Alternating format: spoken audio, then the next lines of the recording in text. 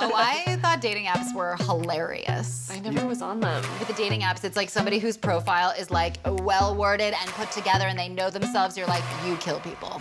It's really high for you. Yours was higher. Higher on yours.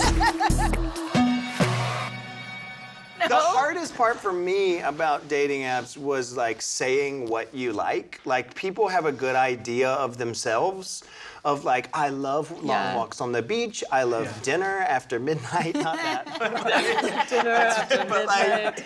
But I'm like, what do I like? Yeah. Like I couldn't really be like, oh, I like sleeping a long time. I met my boyfriend on a dating app, and it's been 10 years. So there we go. Wow. So where do I find gay men near me?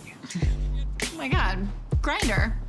I know, I think a lot of the Grindr stories and ideas that we got came from our writer's room. The original joke for that was that you had gotten an appetizer at the party from a gay waiter, and so you had joined Grindr so you could see how close you were to the apps that he was passing around the party. That got cut? Yeah. I'm 90 feet away from tuna tartare on Chris. Yeah, exactly. This church is anti-gay, so I can't take the role. Oh. But I was thinking maybe I could, and then one day I might be famous enough to take down the church from the inside. It's nice too, you know, when somebody, like, not Misery Loves Company is so depressing, but when somebody points out something about life that you're like, oh my God, yes, me too. It feels like this show is filled with that.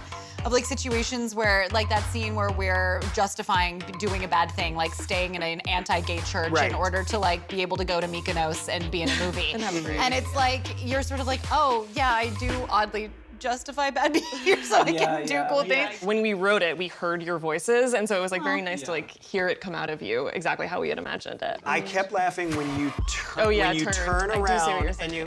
I do see what you're saying. Like, when you would come back, it was so funny. That's such a good scene. We here only represent multi-hyphenates, you know, actors who can also write. Oh my God. For me, I love that you guys wrote an episode about actors that have to write. No. Oh yeah. Oh, yeah. Yes. Because an actor, they're like, it's so nice to meet you. What else do you have for us? And I'm like, my personality? Yeah, I just had like been hearing that a lot lately in the last couple of years. But being like, we love that you can act, can you also write? And it's like, write for myself. No, just the fact that you can write makes you look like a better actor. Yeah. Okay. Yeah.